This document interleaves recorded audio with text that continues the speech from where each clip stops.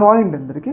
రీసెంట్గా ఏపీ ప్రభుత్వం తీసుకున్న ఒక నిర్ణయం అనేది ఏపీలో మహిళలందరికీ కూడా తీవ్రస్థాయి ఆగ్రహాన్ని కలిగిస్తుంది. ఆ నిర్ణయం ఏంటి అంటే, మనందరికీ తెలుసు 2024 ఎన్నికల కన్నా ముందు కూటమి ప్రభుత్వం తన మేనిఫెస్టోలో ఒక కీలకమైన హామీని ప్రకటించింది. హామీ పేరు వచ్చేసి రాష్ట్ర వ్యాప్తంగా మహిళలందరికీ కూడా ఫ్రీ బస్ పథకం అనమాట. అయితే ఆ హామీని నమ్మి ఏపీలో చాలామంది మహిళలు కూటమి ప్రభుత్వం గెలవడం కోసం ఓట్లు వేశారు.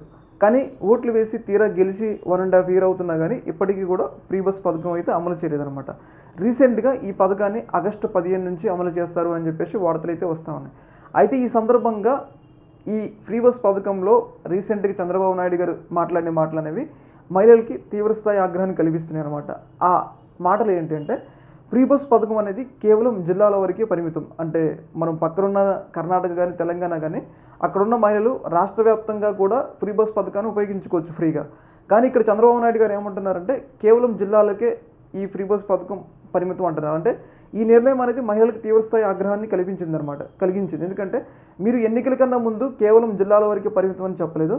తీరా ఇలా ఎన్నికల్లో గెలిచిన తర్వాత ఇలా అమలయ్యే సమయానికి ఇలా జిల్లాల వరకే పరిమితం అంటం అనేది వాళ్ళకి తీవ్రస్థాయి ఆగ్రహాన్ని కలిగించింది. ఎందుకంటే చాలామంది 17 జిల్లాలు అయిన తర్వాత జిల్లాలు దాటి వెళ్తున్నారు, రవాణా సౌకర్యాలు వినియోగించుకుంటున్నారు. అలాంటప్పుడు మీరు జిల్లాలకే పరిమితం ఉన్నప్పుడు, జిల్లా దాటి వెళ్ళాలనుకున్నప్పుడు మళ్ళీ అప్పుడు కొత్త టికెట్ తీసుకోవాలి కదా. అంటే ఇదేంటంటే ఒక రకంగా మహిళలందరికీ కూడా షాకింగ్, ఒక రకంగా వెన్నుపోటు అనమాట.